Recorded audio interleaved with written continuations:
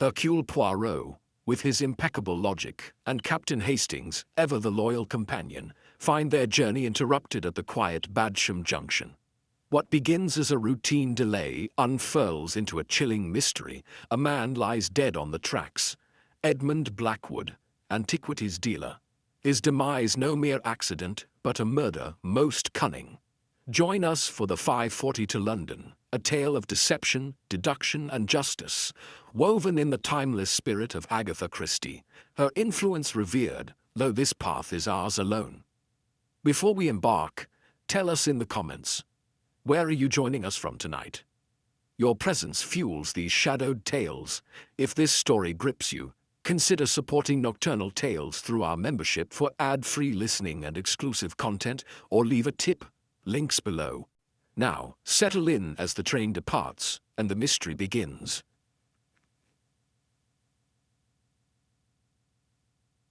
Chapter 1. An Unexpected Delay. The evening train from Winchester to London rumbled through the Hampshire countryside, its carriages swaying gently in the gathering dusk. The compartment was warm and well-appointed, the air faintly tinged with leather, coal smoke, and the aftertaste of strong English tea. I, Captain Arthur Hastings, sat comfortably opposite my friend, Hercule Poirot, whose neatness and composure seemed untouched by the journey. Poirot, as ever, was the picture of meticulous order. His egg-shaped head was inclined in thought, his hands folded atop a silk handkerchief, and his moustache, glossy, black and fiercely waxed, twitched now and then as if in silent debate with itself. Not a crease in his suit was out of place, and the glint of his polished shoes caught the last rays of sunlight streaming through the window. We had only recently concluded a case at Lord Pembroke's estate, a matter involving a stolen medieval manuscript and a most unfortunate librarian. The memory of Poirot's theatrical unmasking of the culprit and the subsequent confession still lingered in my mind. "Mon ami," Poirot said suddenly, breaking the companionable silence. "You are pensive this evening. The case, it fatigues you?" "Not at all, Poirot," I replied, though I felt the pleasant weariness that follows a challenge well met. "I was simply reflecting on your methods, the way you deduced that Whitmore had hidden the manuscript in the chimney, quite brilliant." Poirot's moustache twitched with satisfaction. "It was the psychology, Hastings. A man who works with books, he thinks of places where books are kept safe from damp. And what is drier than a disused chimney? But," he paused, raising a finger, "do you notice, Hastings? The train, it slows." Indeed, the steady rhythm of the wheels was diminishing. The conductor's whistle sounded ahead, and the brakes hissed as we approached a small country station, its platform illuminated by wavering pools of gaslight. The sign, barely visible in the dusk, read, "Badsham Junction." "I don't recall this being a scheduled stop," I remarked. Poirot leaned forward, his green eyes sharpening. "Something has occurred. Observe, Hastings, the agitation of the railway staff." On the platform, the portly station master hurried to and fro. He was followed by a young porter carrying a stretcher, and their faces were grave. The air outside was crisp, tinged with wood smoke and the faint scent of damp earth. A well-dressed gentleman of about 50, with graying whiskers and an expensive overcoat, appeared in the corridor. I had noticed him earlier at Winchester, where he seemed unusually nervous, checking his pocket watch and glancing about with furtive anxiety. "Perhaps we should inquire," I suggested. "Précisément, mon ami. When the routine is disturbed, there is always something to be learned." We stepped onto the platform, joining a small group of passengers near the station master. The gas lamps flickered in the wind, casting long shadows across the weathered bricks. The station master, perspiring despite the chill, addressed us with a harried air. "Gentleman's been found dead on the tracks, sir," he explained, mopping his brow, "about a mile down the line, struck by the goods train that passed through about an hour ago. Terrible business, terrible." Poirot's expression grew grave. "And this necessitates our delay?" "I'm afraid so. The inspector's been summoned from Caulfield, and we can't proceed until the authorities have examined the scene. Shouldn't be more than an hour or two, I hope." The nervous gentleman from our corridor had drawn closer, his face pale in the lamplight. When he heard the station master's words, his hands trembled as he withdrew a silver cigarette case from his waistcoat. "How dreadful," he murmured, though his tone was oddly strained. "Do we know who the poor fellow was?" The station master replied, "A Mr. Edmund Blackwood, sir. We found a business card in his wallet. Edmund Blackwood, Antiquities, Curzon Street, London. Looks like he dealt in antiquities, had a shop in the city." At the name, the gentleman's cigarette case slipped from his fingers, clattering onto the platform. He bent to retrieve it, his hands shaking noticeably. "Forgive me," he said, straightening up. "The shock of it all, you understand, such a terrible accident." Poirot's keen eyes did not miss this display of agitation. "You knew this gentleman, perhaps, monsieur?" "Pemberton," the man replied quickly. "Cornelius Pemberton. No, I didn't know him personally. One hears of these art dealers, you know, professional acquaintances, as it were." "Ah, you are also in the art business?" "In a small way, yes, ceramics and glassware. Nothing as grand as antiquities." Pemberton's laugh sounded forced. "I've just been to Winchester on business. A rather disappointing trip, I'm afraid." The station master cleared his throat. "If you gentlemen would care to wait in the waiting room, there's a fire laid and tea available. Shouldn't be too long now." "Most kind," said Poirot, "but perhaps if it would not be too much trouble, we might remain on the platform. I have some small experience in these matters and would like to speak with the inspector when he arrives." The station master looked puzzled for a moment. Then his expression cleared. "Hercule Poirot, you say?" "I believe I've heard the name mentioned in the papers, sir." "Of course, any assistance would be most welcome." As we waited, I noticed Mr. Pemberton lighting a cigarette, drawing on it with evident nervousness. He fumbled with a crumpled packet of machine-made cigarettes. The orange glow illuminated his face, revealing an expression of barely controlled anxiety. "An interesting gentleman, that Mr. Pemberton," Poirot murmured as we walked a little apart. "You noticed his agitation as well?" "Indeed. Most curious reaction to news of a stranger's death." "Come, Hastings," he said quietly. "Let us wait and observe." Often it is in such moments, when routine is disturbed, that the smallest detail reveals the most. He turned his gaze to the darkened tracks beyond the station lights, thoughtful and composed. The night seemed to hold its breath, as though the answer to the mystery hovered just out of reach. And so, with the cold settling in and the promise of answers yet to come, we waited. Chapter 2. The Body on the Rails. Inspector Bradshaw's arrival lent the station an air of officialdom and gravity. He was a sturdy middle-aged man, his boots echoing on the flagstones as he entered the platform, his blue eyes sharp beneath a battered trilby. He paused, surveying the small group assembled near the station office. Poirot stepped forward with a slight bow. "Inspector Bradshaw, I presume?" "Allow me to introduce myself. My name is Hercule Poirot, a consulting detective, and this is my friend Captain Hastings. If I may be of assistance in your investigation, I would be most grateful for the opportunity to help." "I see. Well, Mr. Poirot, any assistance from an experienced investigator would be most welcome." Poirot gestured to the station master. "Williams here has briefed us on the situation. I trust we may examine the body and the scene together." "Certainly," Bradshaw replied. "Williams, lead the way." We followed the inspector, the station master, and two constables to a room at the far end of the platform.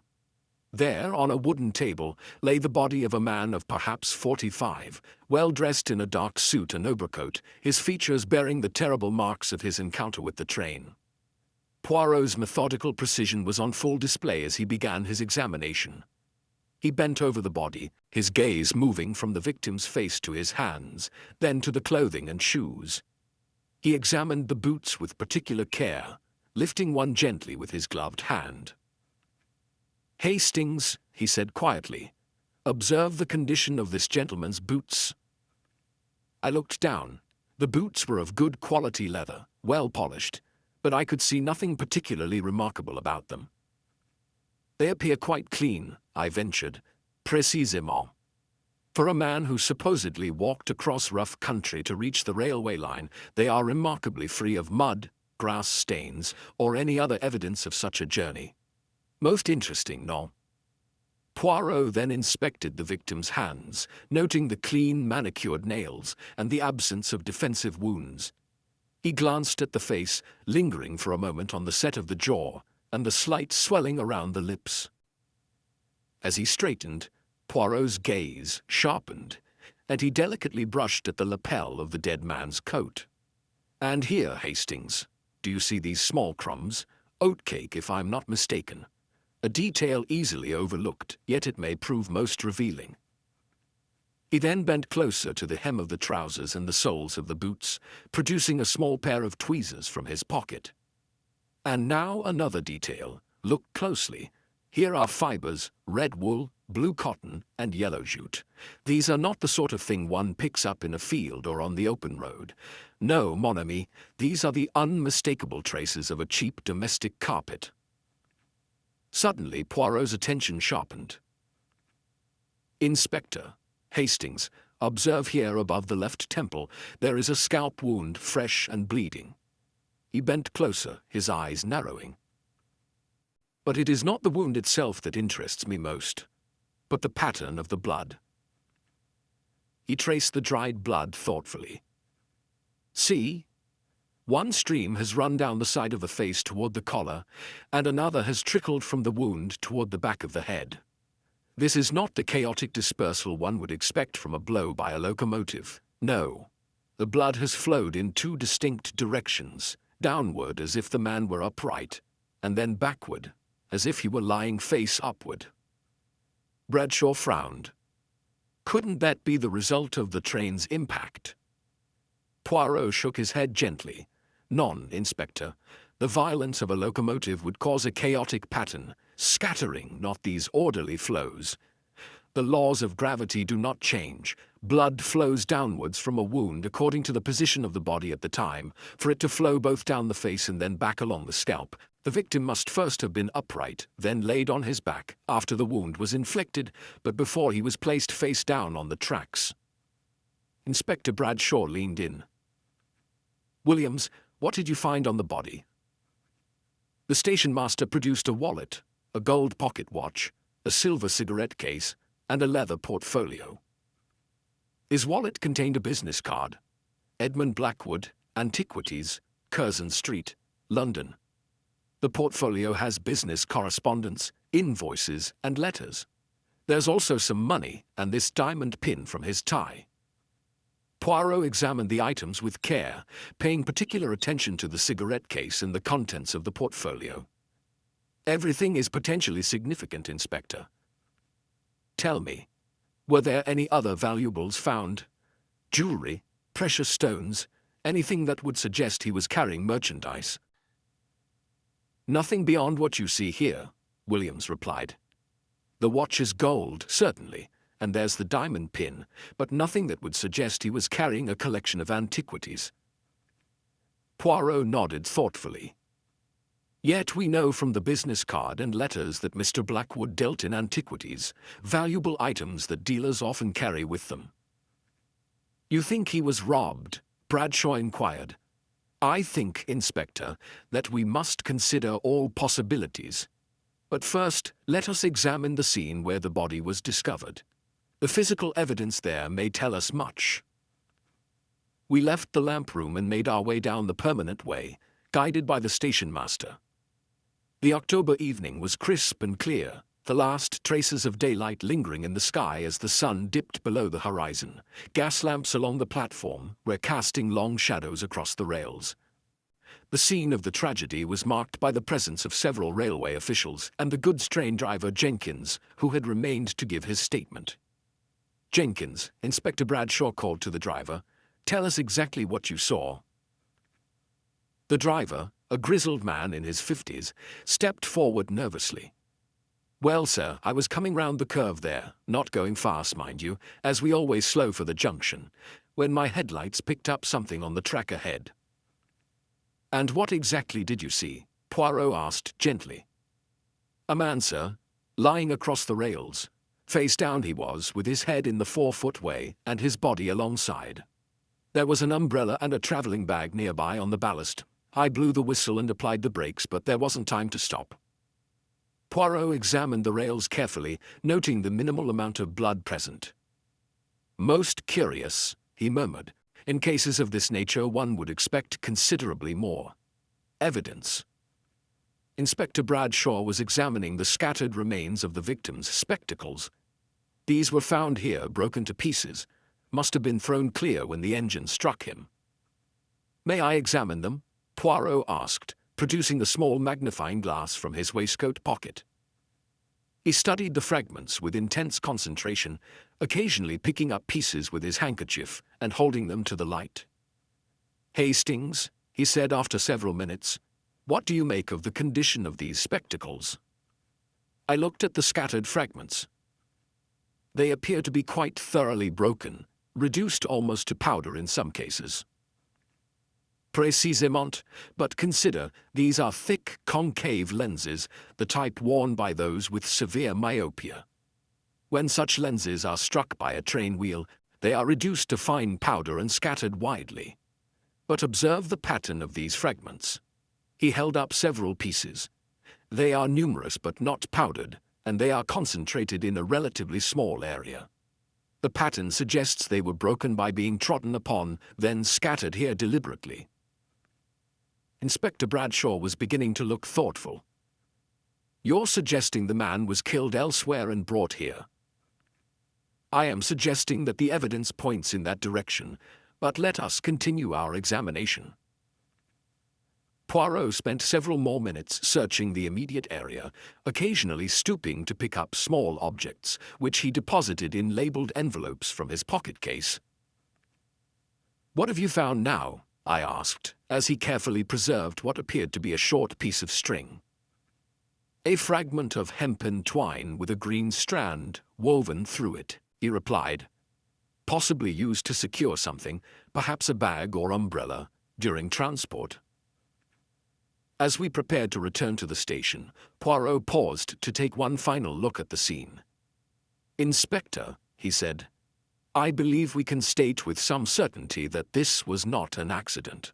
The evidence strongly suggests that Mr. Blackwood was murdered elsewhere, and his body placed here to simulate death by misadventure." "That's a serious accusation, Mr. Poirot," Bradshaw replied. "What makes you so certain?" "A combination of factors, Inspector. The scalp wound that bled while the victim was in different positions, first upright, then face upward, cannot be explained by the locomotive. The condition of the boots, the deliberately scattered spectacle fragments, and the absence of valuable merchandise that a dealer would normally carry. Each piece of evidence alone might be explained away, but together they paint a clear picture." "Then we're looking for a murderer," Bradshaw said grimly. "Indeed we are. And I suspect, Inspector, that we shall not have to look very far." As we made our way back toward the station, I could see that Poirot's little grey cells were working at full capacity. The familiar signs were all there: the slight forward tilt of his egg-shaped head, the way his fingers unconsciously smoothed his moustache, and that peculiar gleam in his green eyes that appeared whenever he encountered a puzzle worthy of his talents. The station master's lantern bobbed ahead of us as we walked back along the permanent way, and I found myself wondering what revelations the next phase of our investigation might bring.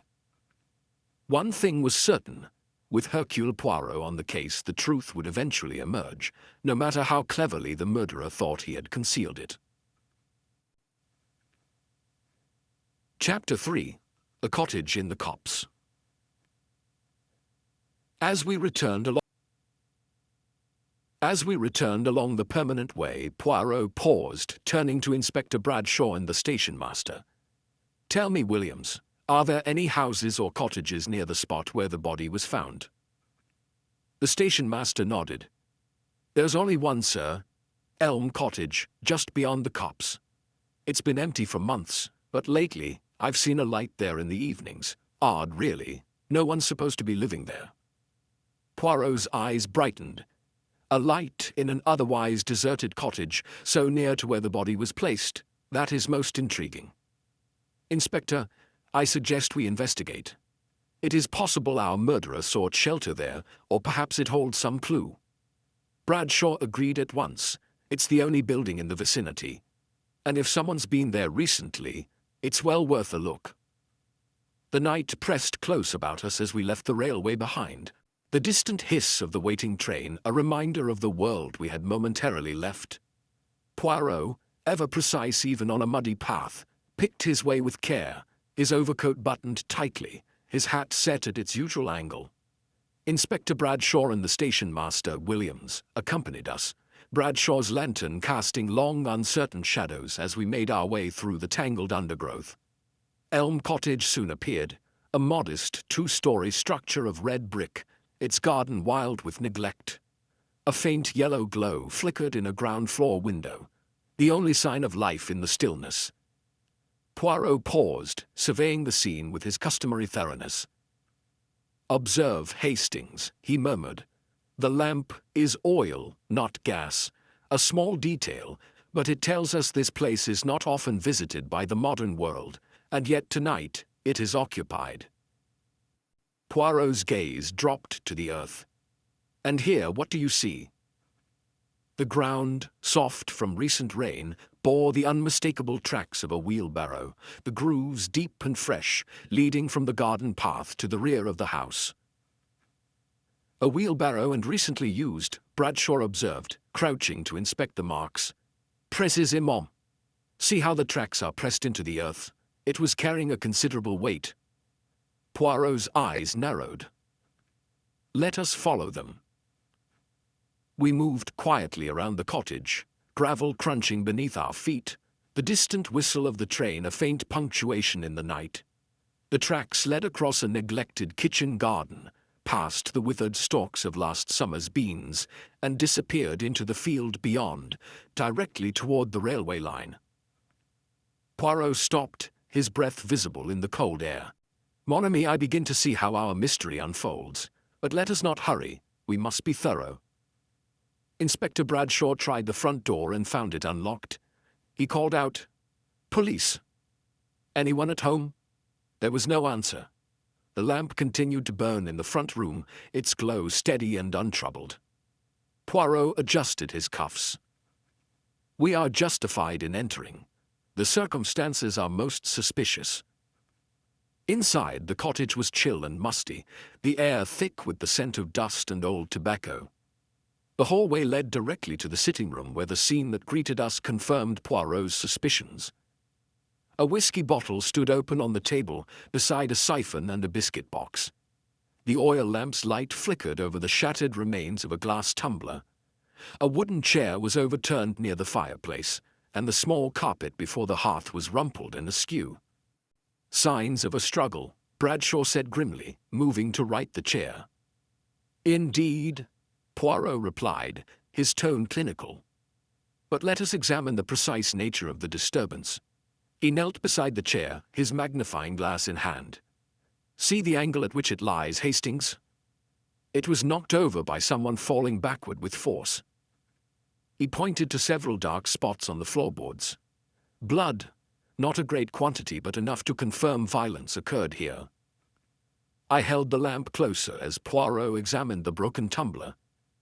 "This glass was not simply dropped. Observe the pattern, fragments spread wide. It was struck from someone's hand with force." Poirot leaned over the whiskey bottle, sniffed delicately. "It is unmistakable, Inspector. There is a faint but characteristic odor. Chloral hydrate, or a similar narcotic, has been added to this whiskey. It would explain the asphyxia we observed on the body. A man rendered unconscious by such a drug would be unable to resist suffocation." Bradshaw opened the biscuit box. "Oatcakes. The same type of crumbs we found on the deceased's clothing." Poirot nodded.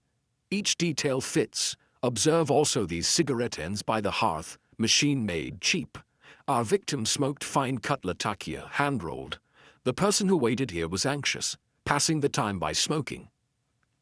He moved to the corner where a fine grey felt hat with a silk band lay half hidden behind a settle. "Blackwood's missing hat," Poirot said with satisfaction. The murderer overlooked this in his haste. Poirot's systematic examination of the floor yielded more. Red wool, blue cotton, yellow jute, he announced, extracting fibers with tweezers, an exact match for those found on Blackwood's clothing and shoes. So he was killed here, Bradshaw concluded. Without question, the evidence is overwhelming. Poirot stood and surveyed the room, his gaze lingering on the tablecloth. Now, we must determine who has been occupying this cottage. A search of the premises revealed recent habitation but nothing permanent. In the small upstairs bedroom, we found a leather traveling bag containing a few changes of clothing, a shaving kit, and a railway ticket stub, London to Winchester, dated 2 days ago. Winchester, I said, the same route as our train. Indeed, Hastings. The pieces begin to form a pattern. Poirot's eyes gleamed. Bradshaw examined the bag's contents. No letters, no cards, nothing with a name.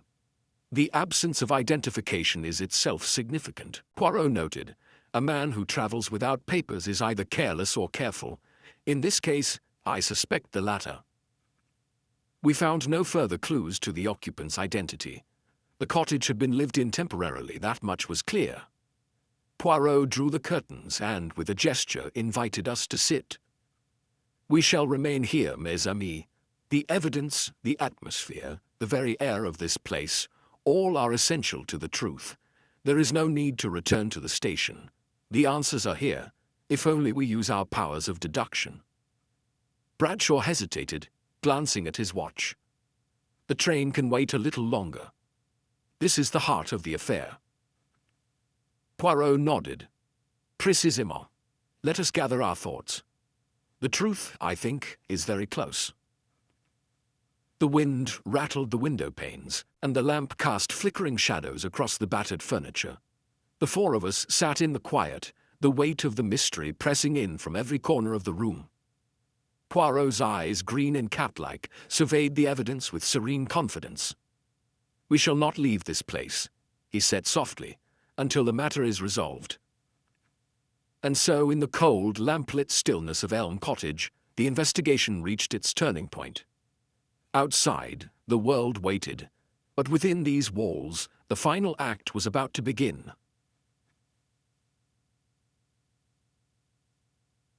Are you captivated by the mysteries of nocturnal tales? Join our exclusive membership community and unlock a world of additional intrigue. For just $2.99 a month, become a supporter and enjoy ad-free versions of all our stories, priority replies to your comments, and access to members-only polls where you help shape our content.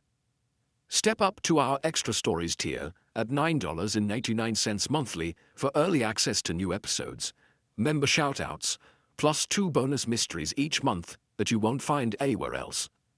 And for our most devoted mystery lovers, the Collector's tier at $24.99 includes quarterly ebooks featuring your favorite cases. Plus, our first exclusive members-only episode, The Ashworth Hall Phantom, is now available. A chilling tale crafted especially for our community. Your membership keeps these mysteries alive and brings you deeper into the shadows we explore together. Join now through the link in our description and let the exclusive mysteries begin. Now back to our tale. Chapter 4. The Gathering at Elm Cottage. The sitting room of Elm Cottage was transformed into a stage for revelation. The oil lamp flickered, casting long shadows over the battered furniture and the evidence arrayed on the table. The whiskey bottle, the biscuit box, the broken... Inspector Bradshaw stood near the window, pocket watch in hand, his expression grave. The station master hovered by the door, anxious to return to the platform. Poirot, however, was the picture of composure, his green eyes bright, his every movement precise as he arranged the scene for what I sensed would be a decisive confrontation. Poirot cleared his throat, the faintest smile touching his lips. Mes amis, we are assembled here not merely to satisfy the requirements of the railway timetable, but to ensure that justice is done. What appeared, at first glance, to be a tragic accident, a man struck down by a passing train, is, in truth, a most cunningly contrived murder. Allow me, if you please, to reconstruct the events as revealed by the evidence and, more importantly, by the psychology of those involved. He gestured to the whiskey bottle and the broken glass. We begin with an invitation. Mr. Edmund Blackwood, a dealer in antiquities, was lured to this cottage by someone he trusted, someone in the same trade, who could speak knowledgeably of valuable objects. The murderer had rented this cottage temporarily, as evidenced by the sparse belongings and the railway ticket from London to Winchester found in the upstairs room. Poirot's tone was almost conversational, but his eyes missed nothing. The meeting appeared cordial. Refreshments were offered, whiskey and oatcakes, but the whiskey, as I detected, had been doctored with chloral hydrate or a similar narcotic. There is a faint but unmistakable odor, Inspector, and the symptoms we observed on the body, swelling of the tongue, are consistent with such a drug. As Blackwood began to succumb to its effects, he realized his danger. Inspector Bradshaw leaned forward. The struggle we see evidence of? Précisément. The overturned chair tells us Blackwood fell backward with force, perhaps as the drug took hold, or as he attempted to resist his attacker. The broken tumbler was struck from his hand, which explains the wide distribution of the glass fragments. Poirot's fingers hovered over the blood spots on the floor.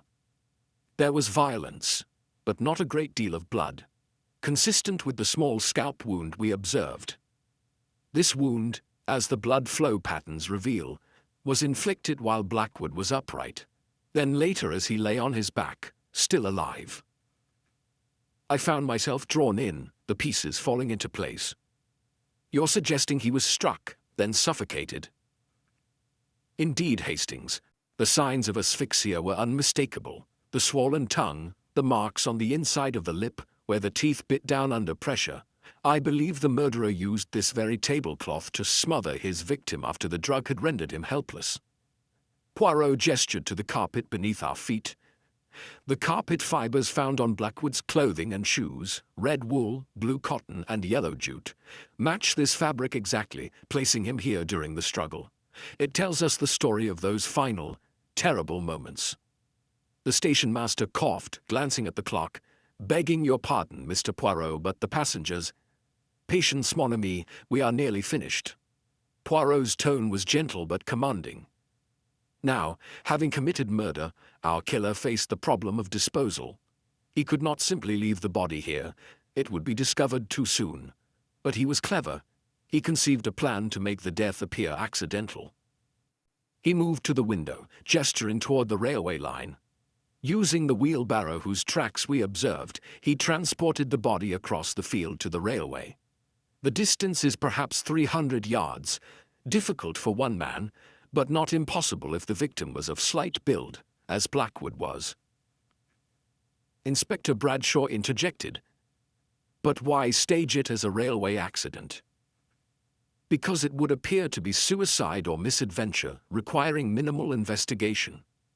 The murderer positioned the body face down across the rails, with the head in the 4-foot way. He then scattered the broken spectacle fragments to simulate the appearance of an accident, and placed the umbrella and traveling bag nearby. Poirot's voice was almost regretful. But he made several crucial errors. First, he failed to account for the condition of the victim's boots. They remained too clean for someone who had supposedly walked across rough country. Second, the blood flow patterns on the scalp wound told a different story than the one he wished us to believe. Most significantly, he overlooked Blackwood's hat, which remained here in the cottage, a detail no true English gentleman would have neglected on such an evening. I was struck by a sudden thought. But Poirot, how can we be certain who the murderer is? We have no direct evidence linking anyone to this cottage. Poirot's eyes gleamed. Ah, but we do, mon ami. There are the psychological clues, yes, but also the physical. Consider, for instance, the cigarette ends found by the hearth. He picked up a small ashtray from the table, displaying the stubbed-out butts. These are machine-made cheap cigarettes, quite unlike the fine-cut Latakia hand-rolled that Mr. Blackwood preferred. Our victim was a connoisseur. He would not have smoked these, but I observed on the platform earlier this evening that Monsieur Pemberton was smoking just such a cigarette, machine-made, of the same brand. He smoked nervously, one after another, just as our murderer did while waiting here in the cottage. Inspector Bradshaw frowned. But that's circumstantial evidence at best. True, but consider the psychology, Inspector. Pemberton deals in ceramics and glassware, a related field that would give him knowledge of Blackwood's business and movements. He would know when Blackwood might be carrying valuable merchandise. The motive is clear: robbery. Poirot's tone was grave. I believe Pemberton learned that Blackwood would be traveling through this area with a collection of valuable antiquities. He rented this cottage as a base, contacted Blackwood with some pretext, and lured him here. The rest, as we have seen, followed with tragic inevitability. Poirot began pacing slowly, his hands clasped behind his back. Blackwood, suspecting nothing, agreed to meet. Pemberton offered refreshment, but the whiskey was drugged. When Blackwood began to resist, Pemberton struck him, then suffocated him with the tablecloth. The struggle, the broken glass, the blood all fit this sequence. The body was then transported by wheelbarrow to the railway, and the scene was staged. A hush fell over the room as Poirot paused. The distant sound of a train whistle echoed through the night, and the station master shifted anxiously. Poirot turned to Inspector Bradshaw. You must search Pemberton's belongings. I am confident you will find the stolen antiquities hidden somewhere about his person or luggage. A man who commits such a crime in haste often makes the error of keeping the evidence too close. Bradshaw nodded, but his face was troubled. And if he has already disposed of them? Or if he flees before we act? Poirot's gaze was steady. He has not fled.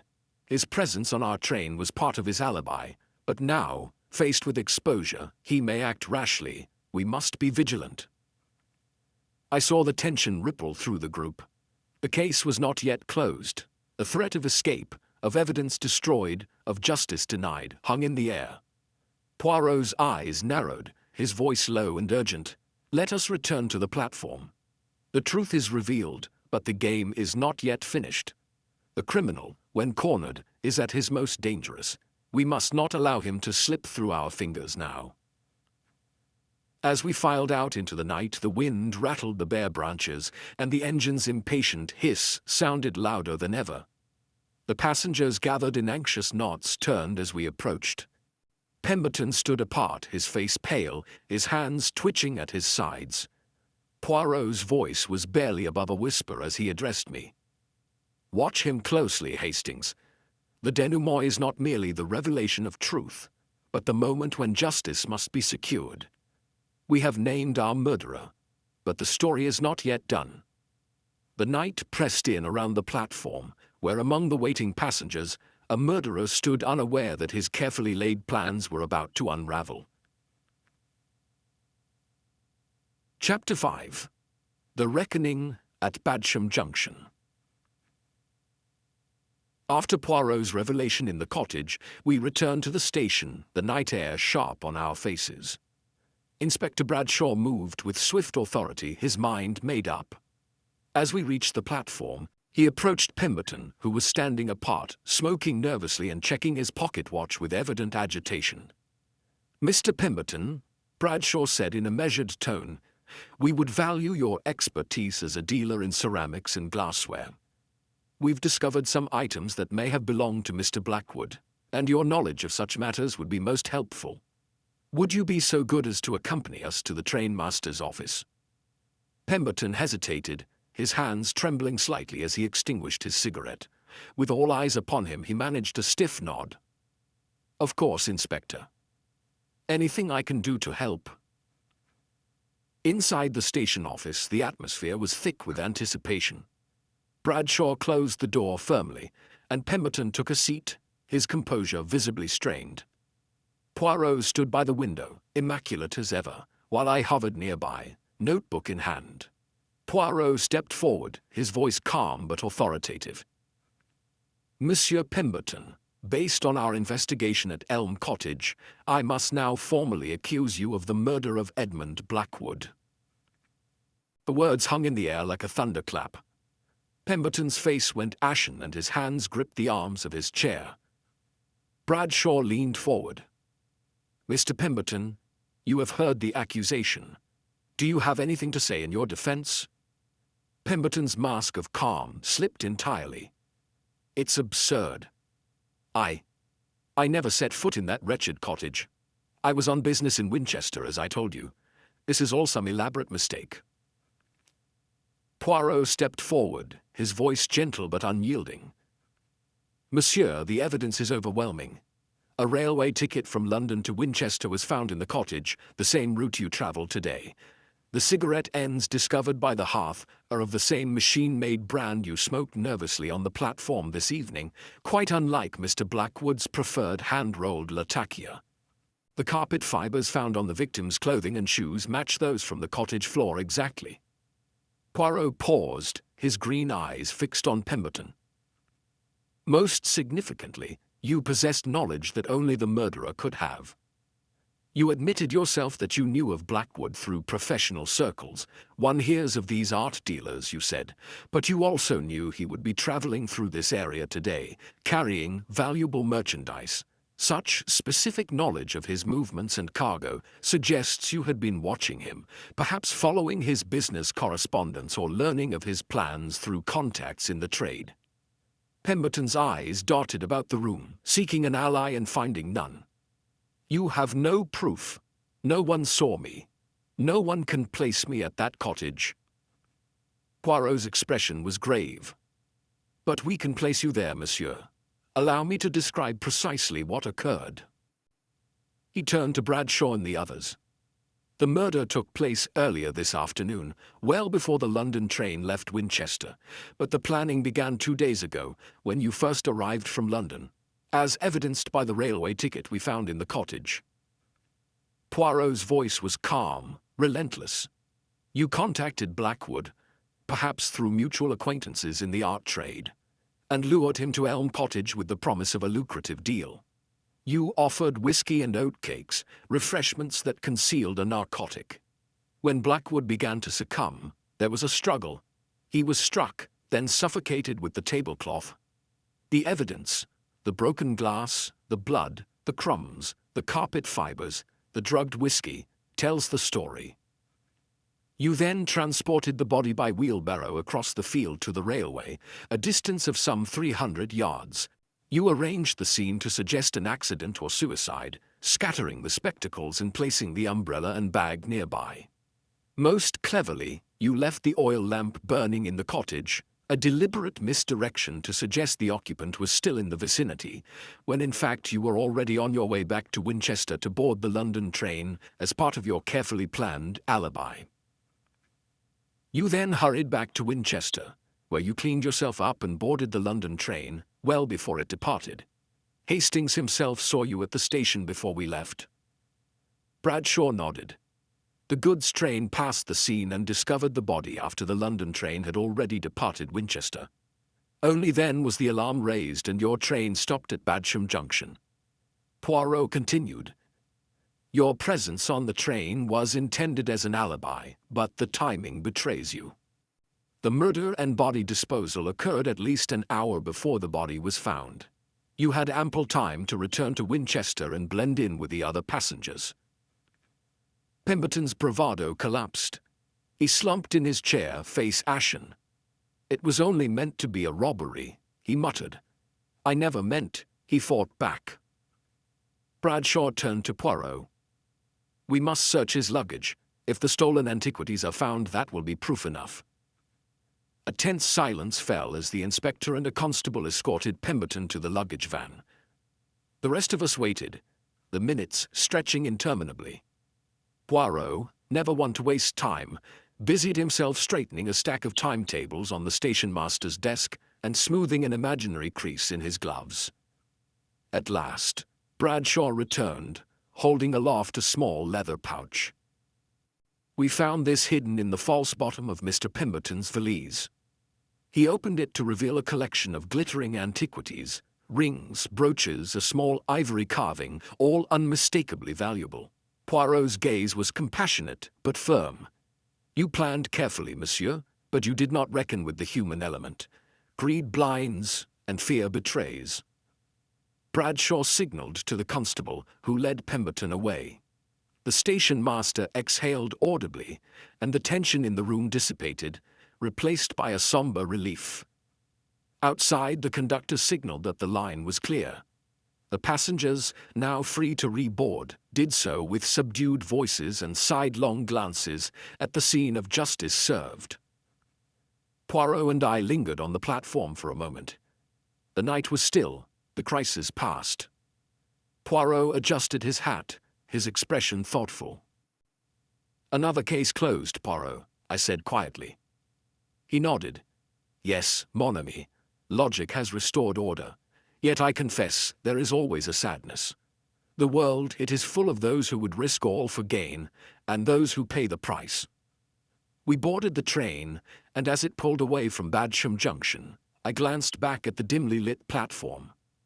Poirot sat beside me, silent and composed, his eyes reflecting both satisfaction and a hint of melancholy. "Tell me, Poirot," I ventured, "was there ever any real doubt in your mind?" He smiled faintly. "There is always doubt, Hastings. But one must trust in logic, in psychology, and above all, in the truth that lies beneath the surface. That is the task of the detective, and the comfort of the just." The train gathered speed, the countryside slipping by in darkness. Within the warm compartment I felt the familiar sense of peace that followed a mystery resolved. Poirot closed his eyes, the faintest smile on his lips, as if already pondering the next puzzle that fate might send his way. And so, with justice done and order restored, we journeyed on into the night, leaving Badsham Junction and its secrets behind us. As the 5:40 to London steams away from Badsham Junction, Hercule Poirot's relentless mind has pierced the veil of deception. Cornelius Pemberton, unmasked as the murderer, sees his intricate plot undone by a trail of overlooked clues, cigarette ends, carpet fibers, and a gentleman's hat left behind. The 5:40 to London proves that no scheme, however clever, can escape the pull of truth. We hope this journey of intrigue has enthralled you, dear listeners. Were you ahead of Poirot, or did the killer's guise hold you until the end? Share your thoughts below.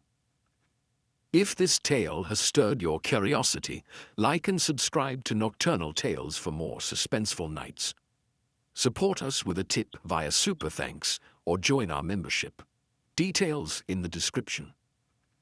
Thank you for traveling with us, and until our next story, may your nights brim with mystery and your days shine with clarity.